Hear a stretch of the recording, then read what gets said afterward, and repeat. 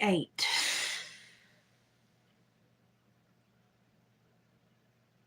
Don't know if anyone's show up, but I'll give it a minute and see if anybody does show up. I know it's the weekend and everyone is starting their holiday weekend. I have a lot of people that ask me questions about my health a lot. So I thought I'd come on here and talk about my health and what I've been through the last 20 hours. I show you all mostly my good days and what I can accomplish on a good day. And sadly, the last day has not been a good day. And since I show you the good, hi, Music for Healing. Hey, Priscilla. Girl, I'm going back to bed. I'm just checking in. David brought me dinner and I got up to nibble a little bit. I literally did not get out of bed till I finally got to sleep at around noon, and I woke back up at 4. So I hope I sleep tonight. But I always tell you all about my good days with my health, but I don't always show you my bad days. So I thought I would come on and show you a bad day, which I look a lot better than I did this morning. So I'm not showing you the horrible side of it. Thank you, Carolina. I appreciate you stopping in anyway. Thank you so much. I appreciate anybody that just checks in and says hi and sends me some good energy. I didn't feel super bad like yesterday or last night. I could tell I was getting a little snarky. My doctor appointment went well. But I've been having, since this thing ruptured under my left arm and my body has been filtering everything out and I've been healing, my body has been at a very low functioning immune capacity. So anything that can bother me has really bothered me in the last little bit, because it's been trying to heal that fluid sac that ruptured that we didn't know I had, that was basically the size of my entire left rib cage and wrapped around my back to my lat muscle. And it was like 2 inches thick at the widest, but then it was thin in other areas, but it literally covered so much. It was like a big thin sliced steak, and so it didn't show up as like a pocket on any of the scans, and so they didn't think it was fluid. They thought it was just RSD swelling. And RSD is reflex sympathetic dystrophy. They now call it CRPS, which is like chronic regional pain syndrome. I don't like that name. Like, I was diagnosed with RSD, and it's because it's so similar to MS. I like RSD much better. Some days I feel almost normal. Like, I never have the energy or the coordination that I used to have in life. But some days I function really well, and I've been working on my fine motor skills and been working on building my core muscles back up. But since I've been healing from the rupture of that fluid sac and it's had my immune system low, it seems like everything has just kind of got me a little bit easier. And last night, it was rough, y'all. April, I hope I have a better day too. Thank you so much for sending me good energy. I appreciate that. So I went to bed last night. I knew I'd been extremely snarky and sarcastic for the last 24 or 36 hours. So I knew I was not feeling the best. I get really, really sarcastic when I get to where I'm not feeling well. And I went to bed and I thought, it's okay. We'll get through this. I'll just rest and I'll feel better. I could not get to sleep. About halfway through the night, my left leg and right foot started swelling. By about 3 a.m., I was having difficulty walking. My hands were not wanting to do what I told them to do. So if I needed to get up, David had to get up with me, or he had to be awake to make sure I was getting to where I needed to go. By 5 a.m., I'd given up and just sat in the recliner and cried for about an hour. When you go into an RSD flare, it causes extreme circulation issues. I have Raynaud's syndrome as well. And Priscilla, I'll check in with you later. And so when the circulation and the RSD kicks in together, it's like the perfect storm.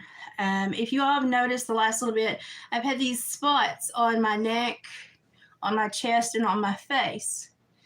And that is when I know that my body is struggling. It's right on the line to going into flare, and I have to be very careful. That's how my RSD starts to present. And it's like big welts. So I knew I've been like borderline for a while. I was just trying to be very careful, but it all came to a head last night. And so by 6 o'clock this morning, I was miserable. I don't cry a lot. I just don't like for people to see me cry. So I put on my John Wayne face and try to get through it. But I was pretty bad this morning, and I just gave in and cried. I didn't care anymore. Literally had a lot of cane patches literally all over my body, and I just sat there and cried. And I'm still very swollen, as you can tell from my eyes. My legs are super swollen. My left leg is still not the correct color. It's like a piebald purple color, which is normal for RSD when you have a swelling issue, a flare moment. But the thing that bothers me the most is the absolute pain that comes with it. It feels like a burning. It feels like you're on fire. And anything that touches it, even the wind, like if the AC unit comes on, or if a sheet is pulled across my leg, it's extreme pain. Like I will yell in pain. So I normally like go to the couch or go to the recliner and let David have the bed. Hi, Denise. And so I spent the bulk of the morning in the recliner just trying to cope with the discomfort I was in and the swelling that was going on. And then my stupid interstitial cystitis, because once one thing starts going, it's like the RSD just kind of lights it up like a ping pong. There's a, what are those things? Yeah, where you hit the flipper and it goes all the way. Yeah, one of those. And so it just started pinging through my body and lighting everything up. So then my interstitial cystitis kicked in. I have about 5 vertebrae in my back that have got massive damage, and they started kicking in. I have a lot of healing left to do in my mastoid and the bone in my skull back here, where I have a fracture that's healing from last year, and it's having a very hard time healing because when my RSD swells, it pops back open, which hurts. So it's having a very hard time healing, but they don't want to do surgery because if they do surgery, my body may react to the surgery and cause more swelling, which they won't be able to contain. So it's just a long process, and I have to be super careful. But this morning was the worst morning I'd had in probably, 6, 7, 8 months. It was pitiful. And I hate, like, I don't like to go, like, we're an hour and a half to the nearest ER. I don't like to go to the hospital. A lot of people in rural areas are not trained on RSD, so they see you and they anticipate that you are just some stupid idiot seeking medication, which really irritates the crap out of me. As I told you all a few lives ago, when I went through the issues where the RSD was starting and it was attacking my organs, and I was having my ovary swell and my uterus swell, and I was having a lot of abdominal pain. And I mean, I was in and out of the hospital just every few weeks and in and out of the ER, so sick, and my white blood count was skyrocketing, and I would just be slate gray. And they were like, "You just need a hysterectomy. We'll get you into surgery eventually. You just need a hysterectomy." Well, when they got me into surgery, within just about 15, 20 minutes, the physician came back out to David and he was like, "We've hit a snag." So yes, her uterus and ovaries are completely swollen and overwhelming her abdominal cavity, but they have swollen to the capacity where they have also pressed her appendix and ruptured it, but they've got it pressed so hard that it's just seeping, and she's lucky it has not spilled or she would be dead. So I had been dealing with a seeping appendix for weeks, and they had treated me like I was just going to the ER on a whim. And, thank God that the few doctors that did admit me had at least tried to give me some antibiotics and get me feeling better, but nobody believed me enough to do the test that needed to be done. And so my trust in physicians is, let me tell you. And I've been doing better the last year because I've been doing a lot of homeopathic, gone back to nature stuff. But since this thing ruptured in my arm, my body has been extremely in a weakened state, and it irritates me. And so y'all see me when I'm like really feeling great, when I'm really spunky, and when I'm really having a good day and I have something positive to say. But I wanted to let you see me on a bad day. And I almost took video this morning when I was miserable, and I didn't because I'm still I don't like to share how vulnerable I am. Oh gosh, if you're losing a doctor you've loved for 25 years, bless your heart. I do have a great local doctor, but my specialist, it's just crapshoot. I mean, it's, they normally work in groups, and they don't really get to know you, and many of them just aren't trained. So I'm working with this new insurance to see if I can go to the specialists that specialize in RSD that are trained. And that would be like Ohio or even the Mayo Clinic. And right now that's like not financially possible, but if I know that my insurance will allow me to do that, then it's something I can set a go for and work toward, because they have new treatment protocols that I might be able to enlist. Now, I do much better than most people that have this. Most people are in extreme flare mode even on a good day, and they struggle. Most are wheelchair bound, can't function, can't walk. And I have some days where I can actually piddle around the yard. This weekend, if I'm outside, I'll be on a walker. I've not got any muscle strength left, and it's very difficult for me to be in this weakened state, because for the majority of my life I was a big Amazon girl that lifted weights with a football team, and I halter broke cattle, and I could swing a 600 to 800 pound bull around like it was a balloon. And so for me to be to the point where I need help getting out of bed and going to the bathroom is extremely, it's embarrassing. It's embarrassing and it's demeaning almost. And so I've had to kind of come to terms with this new person that I am, and I hate it. I hate it. This is the worst flare I've had in a while. I am feeling better this evening, and I actually did eat. Gosh, it had been since yesterday since I'd eaten. I hurt so bad I can't eat. It just comes right back up, so I just don't eat. So I am feeling better. I'm hoping this was a short-lived flare, and it was due to the weather coming through, and we have had some storms. But I don't have all great days. And if I don't have great days, I don't like to share. But I need to share those because a lot of people don't know about this disorder. And it needs to be something that is researched more and has more funding. And so it doesn't have not one area in my body that it doesn't affect. When I'm in flare, my eyes, I can't read. My eyes go fuzzy. My ears, it just impairs my entire function. I don't feel like a human being when I'm in flare. And so finally around noon, around 10, it started to ease up a little bit. And around noon, there was a huge severe thunderstorm that came through. And I finally started to get some relief once that storm came through. So probably barometric pressure had something to do with it. So it's been a rough day, considering that I had been healing from that fluid sac that had ruptured in my left arm. I'd been healing and doing a little bit better, but kind of precariously balancing with my immune system while it was healing that. But I'd been feeling better. And then to have today was just like a dramatic backset. I struggled mentally and emotionally and physically, and just did not feel well. The fact that it gets my bladder and interstitial cystitis and everything else going is just, you're extremely uncomfortable. Your skin feels like it's on fire. Everything swells up to where you have a difficult time getting around.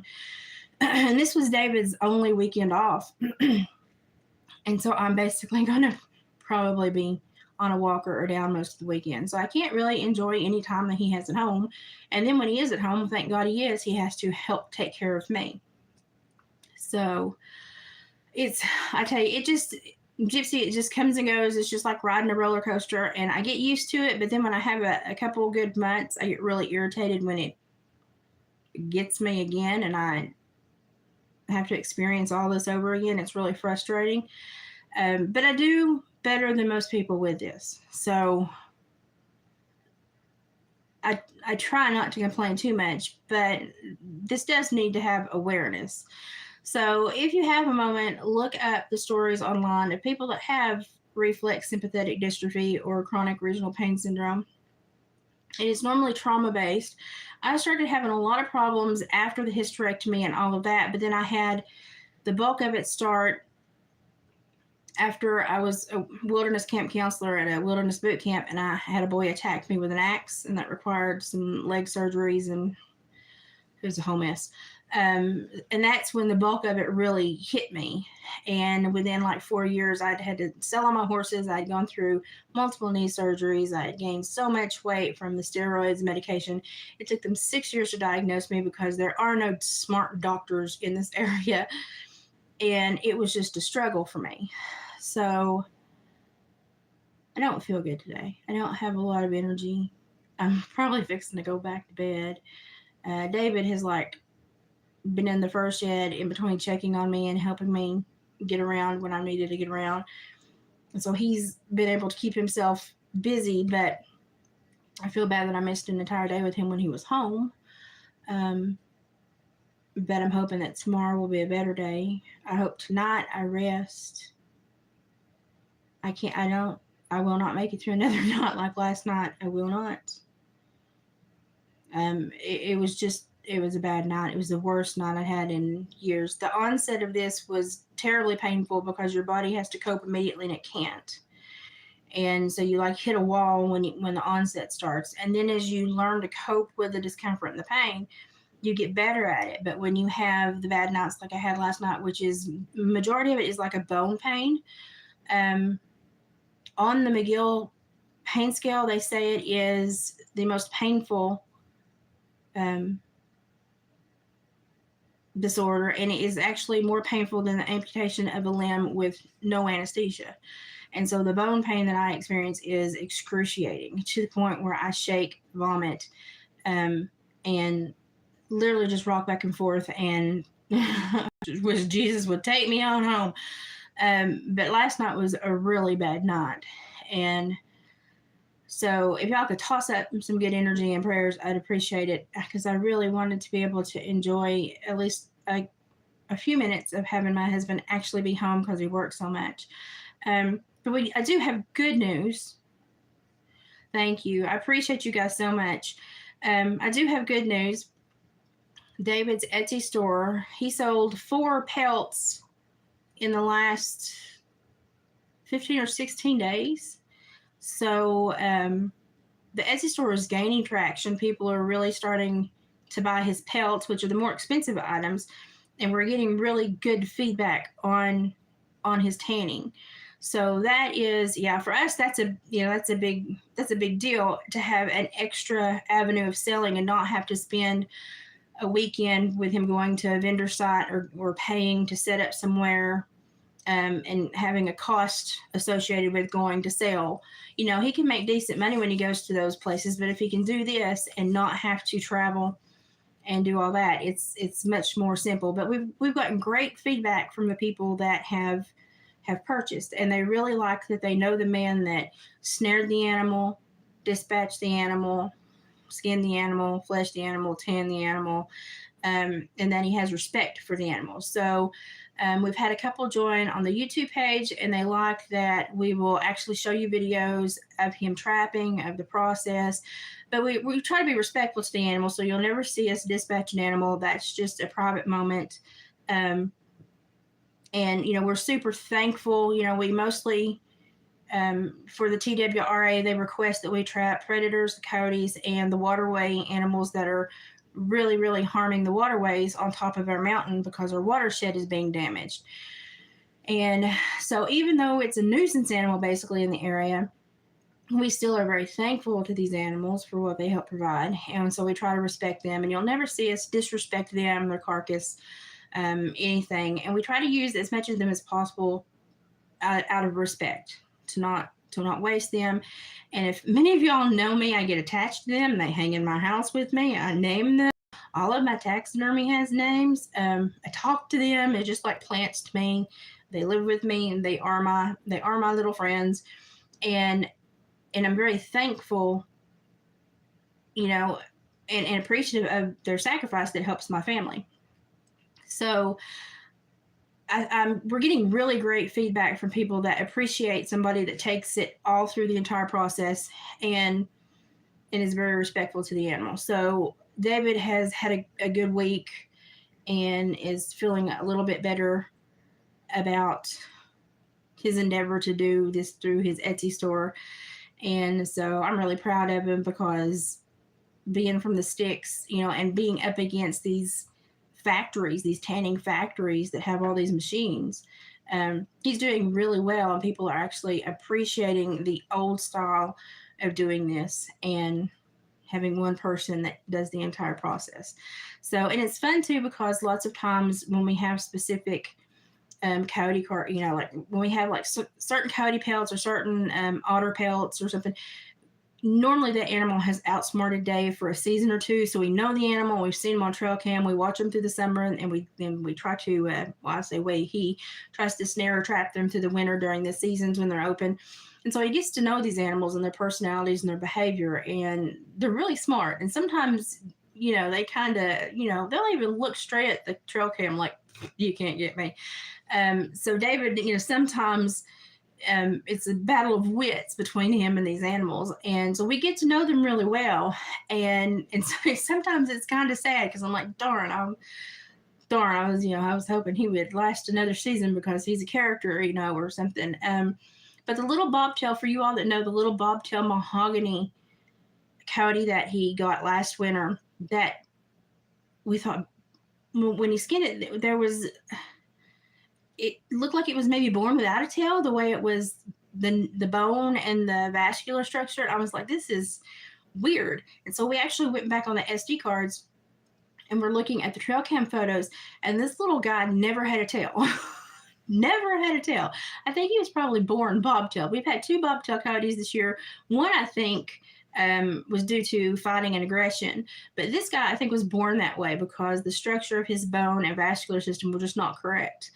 And I got quite attached to that little pelt because he was so beautiful. He had rich mahogany stripes down his side. And if he had a tail, he would have just been the prettiest pelt ever. He was tinier, but he was a stinker, and he was low dog on the totem pole, but he gave all the coyotes grief. And so he was bought by a guy well, here comes David now. Where did the little mahogany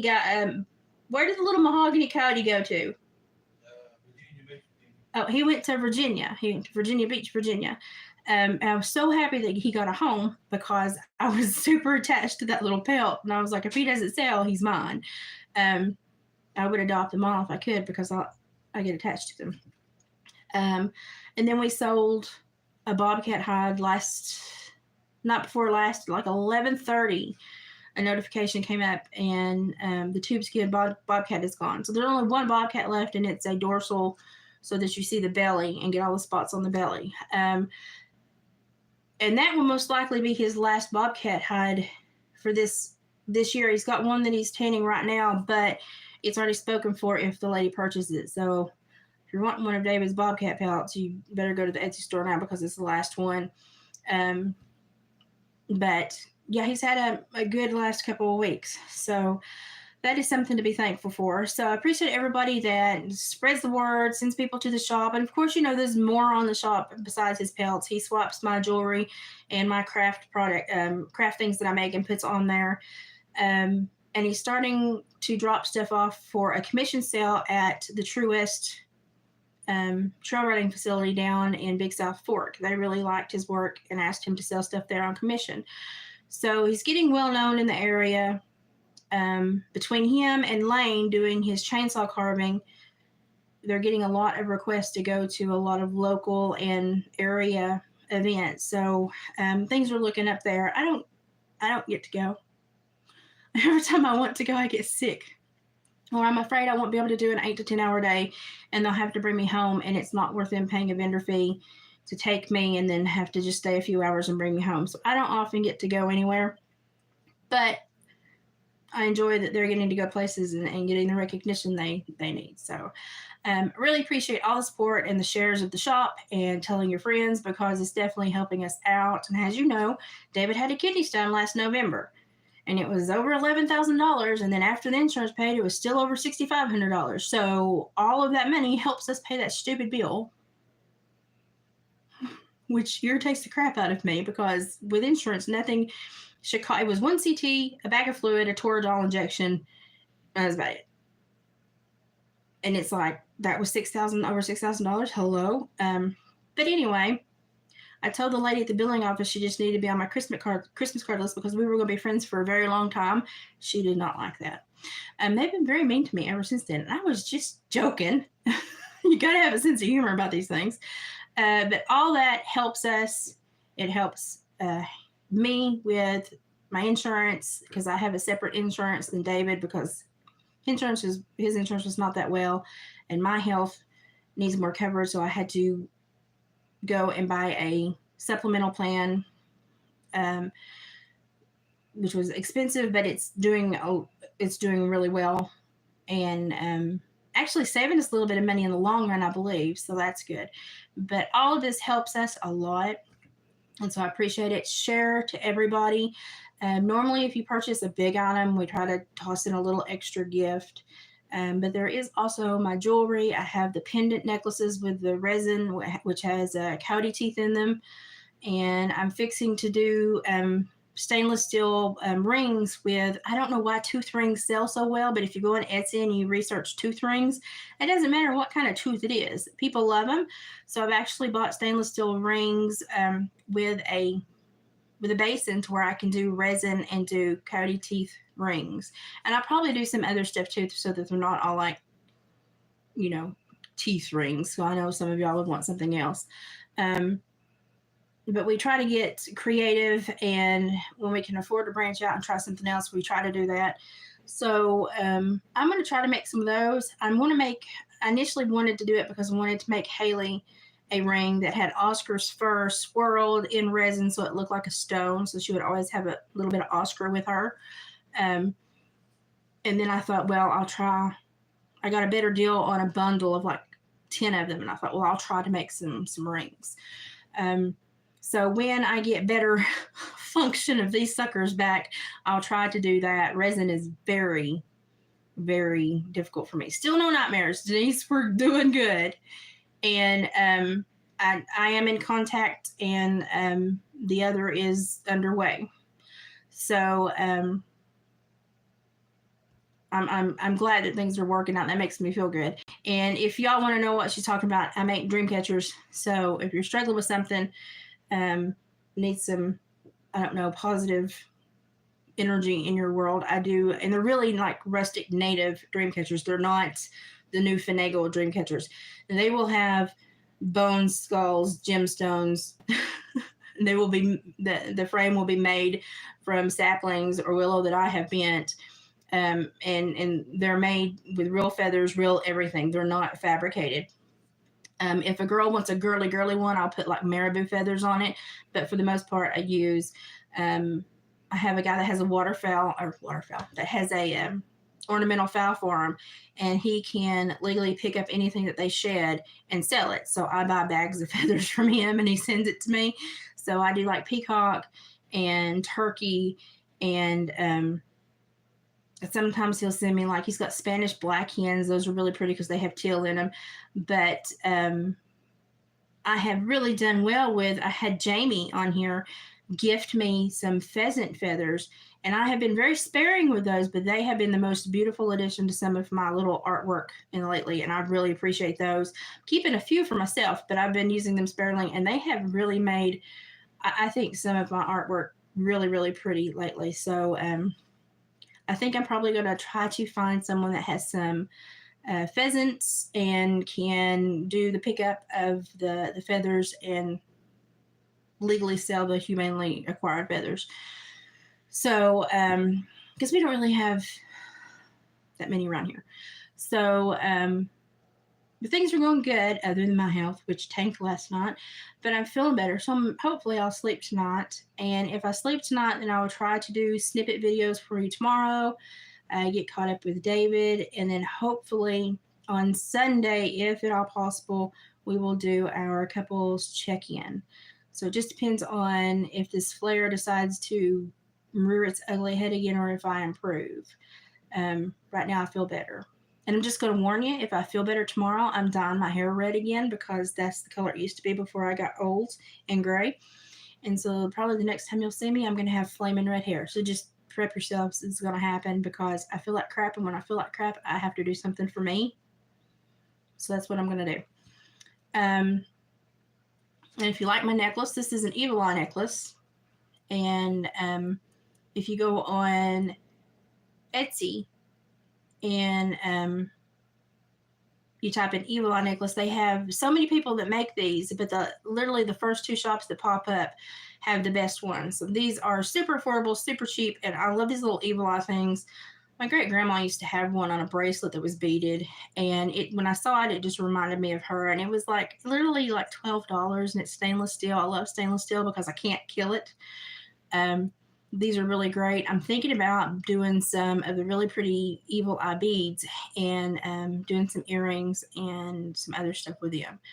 And it's just like my grandma used to tell me, it was like if somebody tried to send you nasty juju, it would send it back to them. So it reminds me of my great grandma when I wear it. So, but literally the first 2 people, if you search Evil Eye necklace on Etsy, they have the best. And I think I bought it from the second vendor.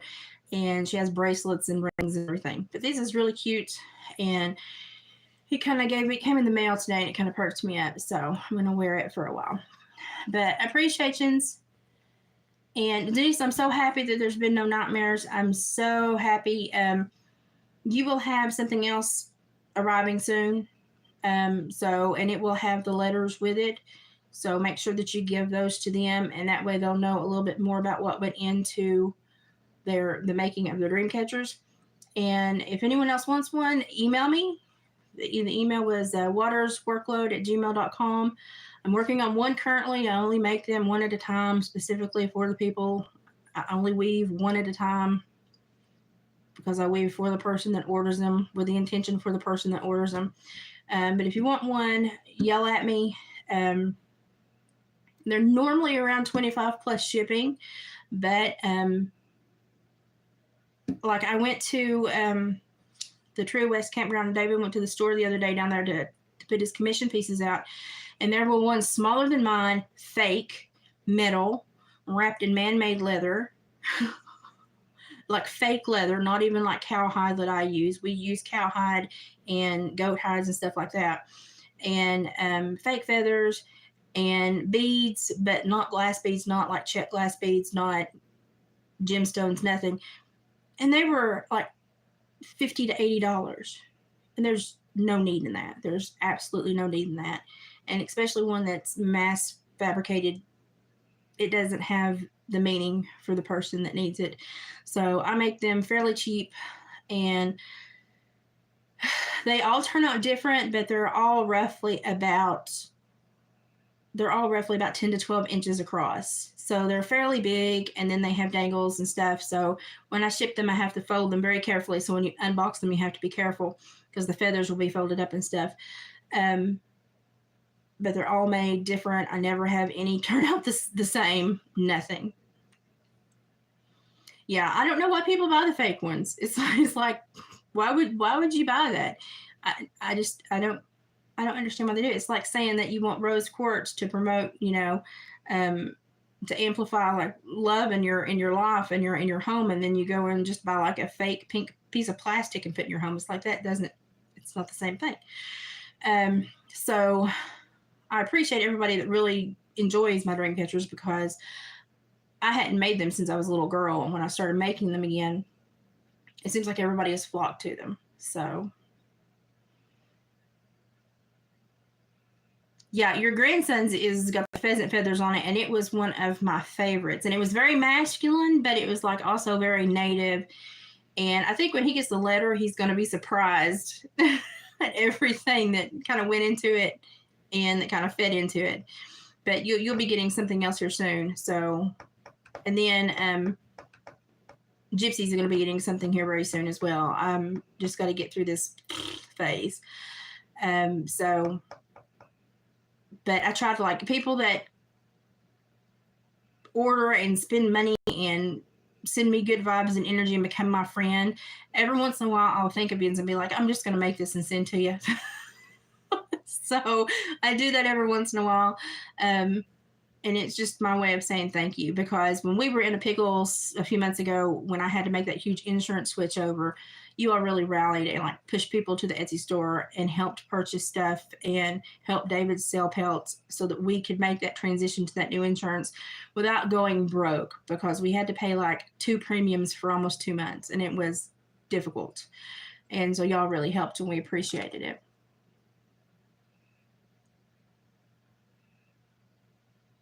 You know, his was the funniest weave I've ever made, because he had it was a duality weave. And in his letter, it explains he could have had 2 openings to his dream catcher. They were both going to be small, but he could have had 2 openings to his dream catcher, which means he has 2 very open paths in his life, and he has to choose one. So his letter will make a lot more sense to him when he gets it. But it was one of the strangest weaves that I've ever done. They all turn out separate, different, unique, and his was probably the weirdest. And I need to post that picture he sent me. But tell him the leather strings on those, he can oil them. He can just take like olive oil and oil them so that they will loosen, and so those feathers will hang straight. You can even put lotion on them, because leather is just skin. Put lotion on them so they'll loosen them up and they can hang straight, because when I ship them, the leather kind of gets bent.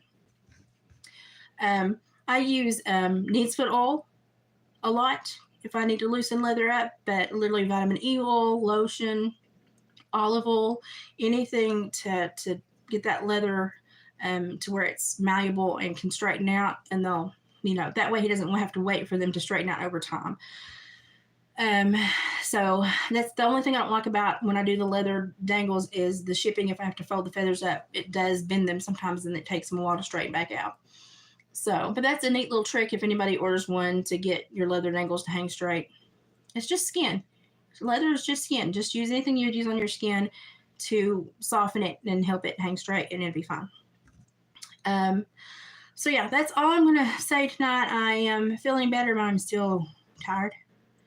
And I've got to do a few dishes, because literally I don't think I have a fork in my drawer. So I'm going to do some dishes and I'm going to call it a night. But we appreciations. If I'm up and mobile tomorrow, I will absolutely do snippets of videos and send up. And Sunday, David and I will try to sit down and do a check-in.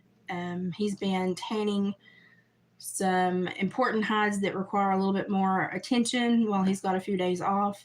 So I may try to spend some time in the shop tomorrow and just catch up and let y'all see what he's up to. I just have to get the gumption to walk to the shop. So we'll see how that goes. But I am feeling better. But if y'all could toss up some prayers, I'd appreciate it, because I need a good day tomorrow. And I need a night's sleep tonight. So I'm going to let you go. David's back in. I've got to do dishes. I'm kicking. I'm still kicking. I just wanted to share a not so good day so you kind of know what I'm going through. Because all you can do is you can see me happy and snarky and sassy, and I'm not always like that. So thank you, April. I appreciate you. I thank you for spending your time with me, and all the newbies that came from Ron. Ron's a sweetie for sharing my videos. Bless his heart. He's just a sweetheart. I know Miss Patty's doing a whole lot of new stuff and doing some clothing stuff. She's got some really cute videos and some cute vintage clothing stuff going on right now. And I've been watching her videos. She's doing some really cute stuff as well. And Kansas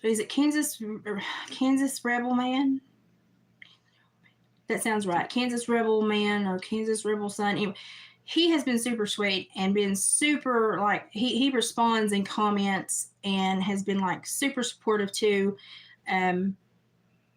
it's almost like when Ryan shares my videos, it's like I get a whole new family, and it's really sweet because he never tells me he's going to do it. Hello, Ryan, give me a heads up. But I get overwhelmed sometimes with people, and I don't have like I'm not here to like have a super big audience or anything. I just like my little family, but I appreciate when he does send me people. There's Dave. See, I haven't killed him. He's still alive. He's still kicking. So he'll be back Sunday. He's looking in the fridge. I'm going to get him a snack. I'm going to get some water. Oh, he's getting some water. And I'm going to do some dishes, and I'm going to call it a night. But Denise says, hey. I'm going back into the shop. You're going back out? He's like, I'm going back out to the shop. How late you going to be in the shop? Probably a couple more hours. He's got a couple more hours in the shop, bless his heart. So, but we appreciate you. I probably will be in bed before he gets out of the shop. So. But I will see you tomorrow. I'll at least do an update. Even if I'm still sick, I'll do an update. But my hope is to get some video clips out and show you what he's been up to, because I know a lot of y'all don't understand the process. And even though most of my channel is just me being a little turd, I do try to share David's it's an artist and craft work, really, because nobody knows how to do it anymore. I try to share what he does because it's so important to the area, and it's so important that we celebrate the old ways and we bring them back so people have common sense and know how to do these things. Because being self-sufficient is very empowering. More people need to understand how to do these things. And it's not gross. It's not disrespectful. It's not archaic. It is just a process of life that occurs, especially when you live in Appalachia or the country. And also, I'd like to tell you all, if you want to see a very good Appalachian channel, go to Celebrating Appalachia and check her out.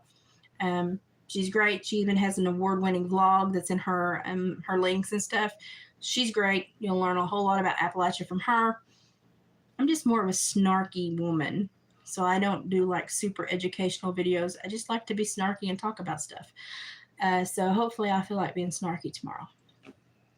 But my swollen butt's fixing to go back to bed. So I love you, appreciations, and I can't thank you enough for everything you have helped us accomplish this year, especially with all the stress we went through with my health and the insurance change. We appreciate you so much. And if you have time, go to the Etsy store, look. If you see something you want, grab it, send out a share it. I've got some really cute jewelry on there. It's all stainless steel. You can wear it till you kill it, because stainless steel will last forever. And we're going to be posting new stuff next week. So, but the official last Bobcat hide is on the side. And it's dorsal. It's slit up the back, so you see the belly and all the spots. It's gorgeous. It's weird. It's strange, but it's beautiful. Last one up for the season, because the next one he's working on one right now, and it has been claimed by a woman if she purchases it. So last Bobcat until next trapping season, and we see how we do. And they're elusive little boogers, so we can't ever guarantee them or the foxes, because the foxes have a lot of skin issues. So bobcats and foxes, if you see them and you want them, you better grab them. So I appreciate you all very much. I'm hoping maybe to have some hats made in the future for Hillbilly Furs, to do some giveaways. And I've got a pair of earrings also. And so probably Sunday, if we're able to do our couples chat, I've got a pair of earrings that I made the other night that had the 4 iridescent beads with a spiral underneath, and I'm going to put them on just a simple Lewis hook. When we do the thing Sunday, everybody that comments, David will pick a random number before we do the live, and whoever comments that number of comment, you will be getting the earrings. So make sure that you're with us Sunday night, because we're going to be doing a giveaway for a pair of earrings. And depending on how David feels, we might throw in something else. We may do 1 or 2. So we'll see how that goes. So make sure you join us Sunday night. And if anything changes with my health, I will leave a community post. Right now, I think I'll be able to be there. Even if I look like crap, I think I'll be able to sit there and deal with it and go through it with David. So thank you all so much. I can't tell you how much I appreciate you. I'm going to bed. Night, y'all. Priscilla, I'll call you in just a minute. Bye, guys.